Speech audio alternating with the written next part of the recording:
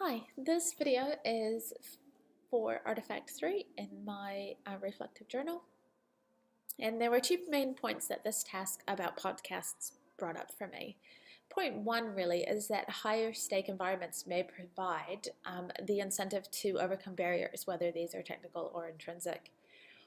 Although I was excited about completing the task originally, the wide range of apps available for creating the response and then the ease of functionality of the app became a complication to actually completing the task.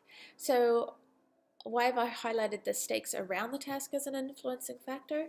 Well, in another paper, our group decided on vodcasts as a method for analysis of the information, and you can access this video on the sidebar. Although I was uncomfortable, I completed the actual task rather quickly. This is because the task was central to how we were earning our grade and also meeting the expectations of my group members. How does this relate to my teaching context?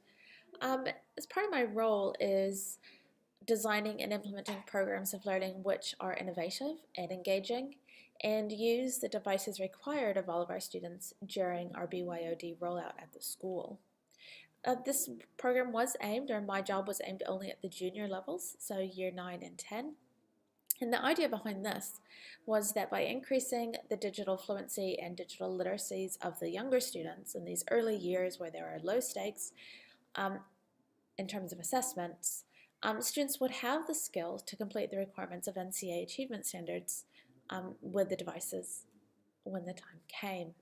However, when these students did reach year 11, second-order barriers, as suggested by Ertmer in 1999, influenced the teachers to stick with their tried and true methods of teaching because of issues regarding time to create new resources and fear of failure and misunderstanding pedagogy, etc., etc.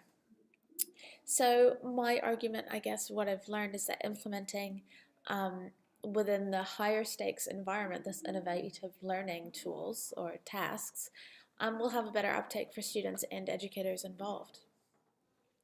Point two really is the issue around functionality and app selection, which is the other point that really stood out in this task. Because while I would consider myself fairly tech savvy and certainly not afraid of trying something new, right, growth mindset over fixed mindset, the technology provided a challenge in this case. However, as noted above, I managed to create something of within the higher stakes. And in that case, support from a peer was received, and the support was direct, short, and useful. Instead of a range of options, he targeted my device and software it already had on it. So having an instructor or a person available for support is really important, as is suggesting tools which have a universal ease of usability, and this makes completing tasks much less daunting. How does this relate to my context? Well, we are very lucky to have full-time support staff available for staff and students. These technicians do tend to deal with the hardware side of the devices. However, since 90% or more of my students have Macs, it means that teachers really only need to learn one system to troubleshoot on, or one tool to suggest.